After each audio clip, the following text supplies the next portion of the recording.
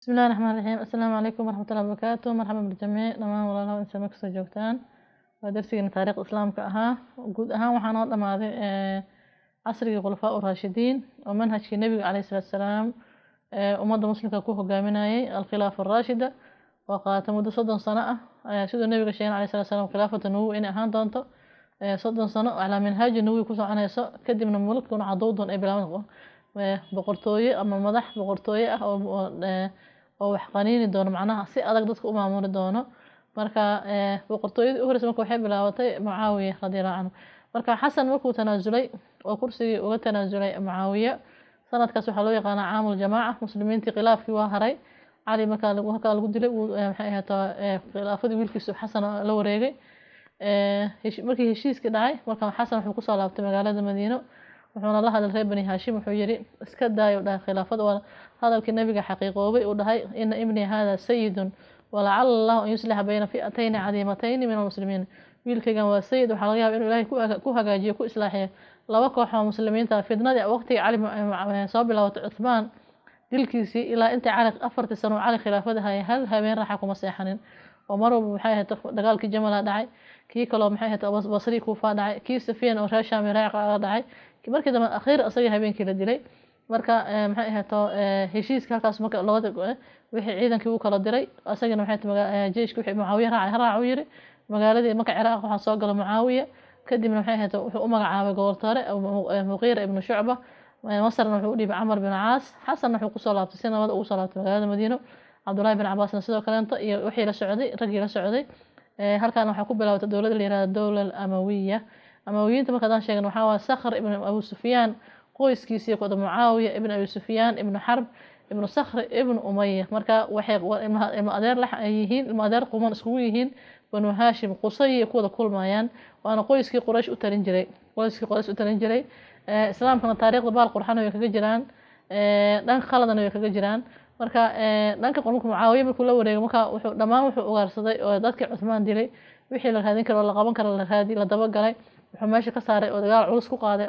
nimankii khawaarijta ahaa waxaa kala firdhaxday oo kala cararay raggii fitanta abuuray ee u horeeyay Abdullah ibn Saba al-Yahudi muddo ka bacd marka dagaal fara badan uu la galay dhamaan wuxuu marka uu nadiifiyay wixii maxay ahayd fitnada abuuray iyo dilkii Uthman halkaan wuxuu ku noqday awwal khalifatin Amawiya wuxuu caasimadii ka raray marka magaalada Madiina Munawwar Kufa u ka raray wuxuuna caasimad ka dhigtay Dimashq oo markii hore uu deganaa oo 20 sano goboltoore ka ahaa 20 sano uu ka noqday khaliif uu ka noqday marka halka marka maxay ahayd uu ka talaa marka dawladdu waxay ahayd muslimiintii si aamina ee magaalada Madiina maxay ahayd nolosha u soo socotay jihaadkii sii waday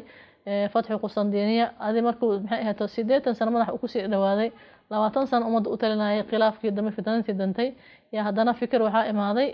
khilaafadii uga tagi doonaa heshiiskii marka Xasan uu la galay waxay ahayd in maxay ahayd uu ku soo wareejiyay maamulka aalu beedka markuu asaga duqoobo marka Xasan wuxuu geeriyooday Muawiya nool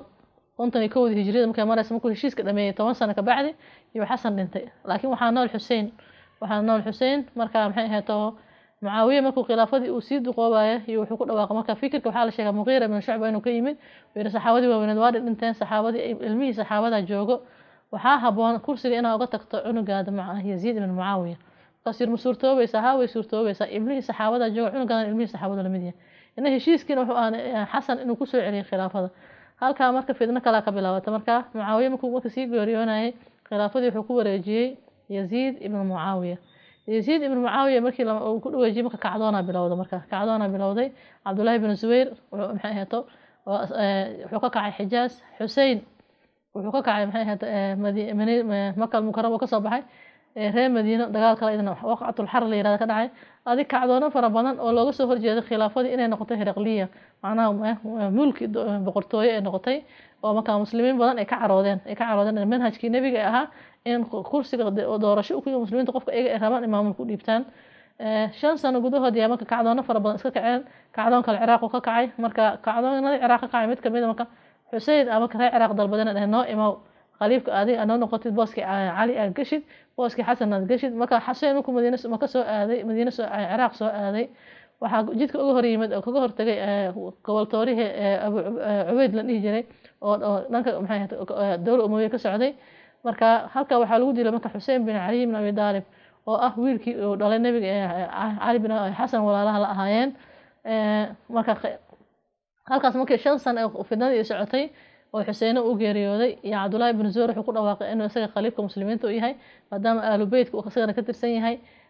reer Xijaaz oo dhan raacay reer Makka iyo reer Madiino iyo reer Ciraaq raacay Yaziidna halkaas ku geeriyooday asna sidoo kale nafsi manhaj wiilkiisa yar oo Muawiya asna Muawiya thani la dhigi jiray iyo khilaafadii uga tagay khilaafadii uu ka tagay Muawiya thani marka muslimiintu waxay ku sugayeen ku arka cunug yar oo dhalinyarada uu ahaa ahlu diinana uu ahaa wuxuu yiri aniga ummadda muslimka uma tarinaayo 3 bil bas uu taliyay wuxuu yiri maamulkii waxaan uga tagayaa shuura wada tashi iyo wada hadal maxay hayto ma noqonayo khaliif kursiga wuxuu yiri cidi doonto marka Umayyiintii marka waxa halkaas ku soo afjarmay qoyskii Aal Sufyaan oo Muawiya ibn Sufyaan oo 20 sano talnaa 5 sano Yaziid u talnaa iyo wiilkiisa Muawiya thani marka Umayyiintii waa tashteen marka Xijaaz waxa ka talnaa Cabdullah ibn Zubayr oo ilaa muddo 10 sano mas Ciraaq walaalkiisa Mus'ab ibn Zubayr u dhiibay waxa soo hartay Shaam laftigeeda kala daadatay marka Umayyiintii marka waxay halis ku galeen inay dawladooda dhacdo marka Cabdullah ibn Zubayr la soo xiriiray waxaan kaalay walaalana heshiino khilaafadan aan qaybsano Cabdullah ibn Zubayr wuxuu yiri maya khilaafadu ma ahan yiri boqortooyo sida shuura ah imaam maxay ahayd adinkana horta xaq ma u leeyihiin uu dhahay maadaama heshiiskii xasan uu ahaa inaad khilaafada soo weysaan boraji marka maxay ahayd uu ka diiday inuu wada hadal la sameeyo marka Umayyiintii waa shireen mu'tamar Rajaabiya meel laha Shaam oo Shaam ku taale ku shireen waxa halka lagu magacaabo Marwan ibn Hakam oo marka waalid gobol ka ahaan jiray magaalada Madiino Marwaanki ayaa kursiga la wareegay marka maxay ahayd dagaal culus iyo qaraar iyo marka loolan kala bilowday darsigan kala noqon doonta. Assalaamu calaykum wa rahmatullahi wa barakaatuh.